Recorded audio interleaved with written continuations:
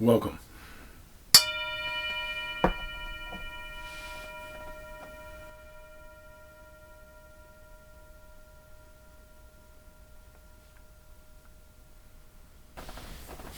Welcome to Touching the Edge. My name is Drake, and I'm so happy to see you today.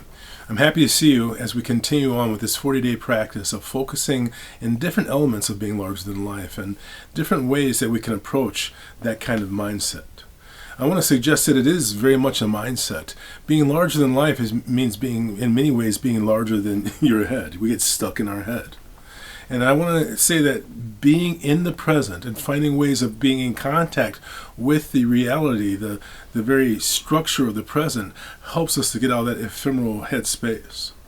One of the things that I think really works well, and I really got this from acting. I'm not an actor, but I like to study acting and I like to study comedians.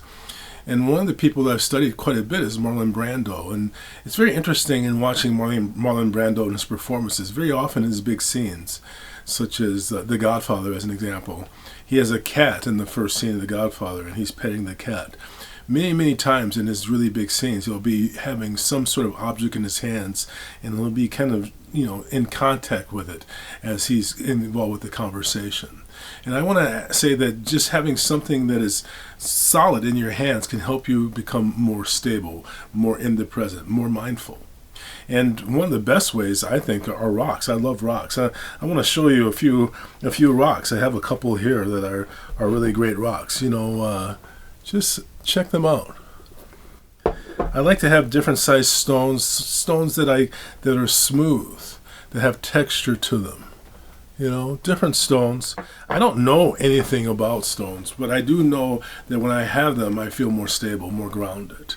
And even in the midst of having a challenging conversation, I don't know about you, but I have a long history of having social anxiety or dealing with social anxiety or being socially awkward. And just something as little as having a stone in my hand. Look at all these wonderful stones. Just like having a stone in my hand can take me out of that and shift my relationship to that anxiety, where all of a sudden that anxiety I recognize as being something that's actually endearing. When you can be socially awkward and still be confident in that space, you become endearing in that space. And I think having something like stones can make a difference. I'm going to show you one more. A great friend gave me this. The yin yang on one side and I am on the other. That last stone was a really powerful one for me, and I've used that one as well in practice. And one of the things I am sometimes called to do is to sit with people as they pass out of the world. And I was sitting with this young lady, and she was just a wonderful person.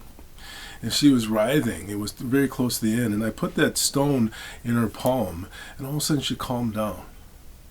It was very interesting, and she just was very, very peaceful, and then she passed away shortly thereafter. So I want to suggest to you that stones can make a difference. Being grounded, having a rock that can support you in grounding, is one of the ways that you can be larger than the issues that you're being challenged with.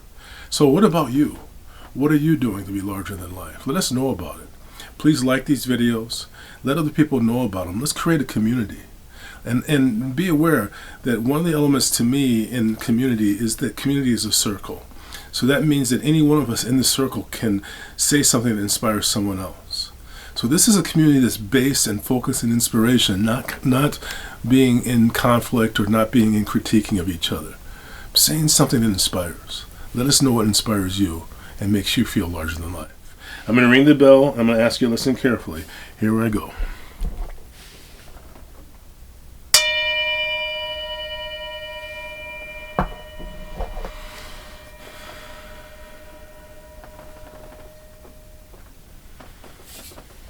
When you're grounded, it's okay to be socially awkward. I bring my hands together and I bow to you. Namaste. Thank you. Have a wonderful day today.